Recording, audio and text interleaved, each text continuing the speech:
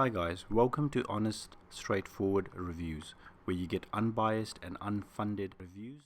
I used the song Jimmy by Tones and I, where the detail in Tony Watson's voice remained fairly clear until the first chorus at about 30 seconds. Here the clapping, bass line and more aggressive piano mask her voice and her vocal awesomeness.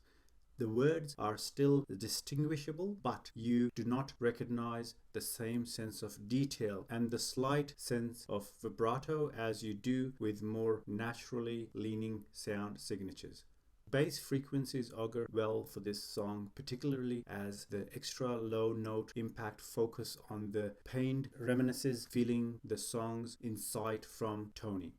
The end chorus fiddles with more effective in the immediate sense because of the vehement bass reproduction. The low notes are produced even louder than the audio engineering department intended, which works to further undermine the singer's sorrowful yet powerful vocals. Hi guys, in this episode I'll be revisiting the Beats Solo Pro after using them for 7 months and getting to the conclusion of whether you should buy them or not. Let's get into the pros. The main differences between the Solo 3 Wireless and these Solo Pros would be the addition of adaptive noise cancelling to the latter. And this is where the Beats Solo Pro shine. Beats have delivered a true innovation by bringing top-notch adaptive noise cancelling to their on-ear headphones for the first time. Being Beats means you get a huge array of colors to choose from and are available to your liking. The coolest feature in these are that they turn off when you fold them. It not only makes sense but also negates any sensory issues that arise with the use of proximity sensors in some headphones that sense whether you've put them on or off to pause the music and so forth. Solid adaptive noise cancellation. I can easily say that the adaptive noise cancellation on these are class leading. Great battery life of 40 hours with no noise cancellation and up to 22 hours with it on. Always on Siri means that you can just say "Hey Siri" and use your headphones without your hands. Fast fuel charging means that 10 minutes of charging would give you up to 3 hours of playback if your headphones were dead. There is a really cool feature where it lets you share a pair of headsets with one iPhone. So basically you can have 2 Apple headsets connected to the same iPhone so you can enjoy the same music, podcast or a movie with a friend. Cons. Purely from a design point of view, on-ear headphones aren't designed to be comfortable for prolonged use. As they rest on your ears and press up against your skull, one can appreciate that over time this becomes not only sweaty and unbearable, but also due to the pressure of being pressed upon, one experiences ear fatigue a lot quicker.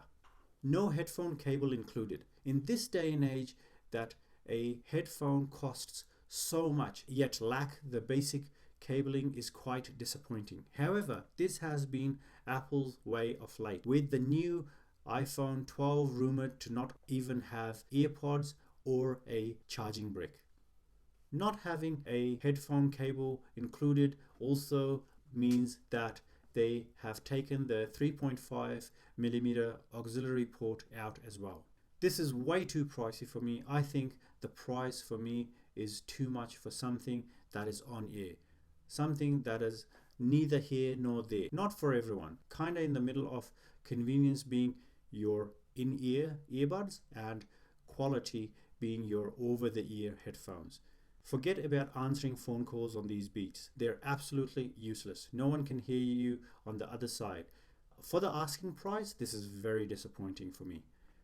Uses lightning port to charge. This for me is more of a con than a pro. Yes, you can use your iPhone and an AirPod charger to charge this. However, nowadays everything else uses USB-C charging, even an iPad. So that is more common. A lot of headphones are coming out with USB-C charging. I would have liked to see that.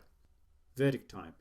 If you want to stick with Apple, want something convenient and small, then you should go for the AirPods Pro. And if you want something that sounds great but it's still Apple and is comfortable, then you should go with the Beats Studio Wireless 3. Just from the design point of view, I would not recommend on-ear headphones with this kind of price tag, full stop. It is looking at a very niche market, and if you are part of that, you should go ahead and buy it. Okay guys, that's it from me for today. Thank you for watching, and I hope you guys have a great day. Take care.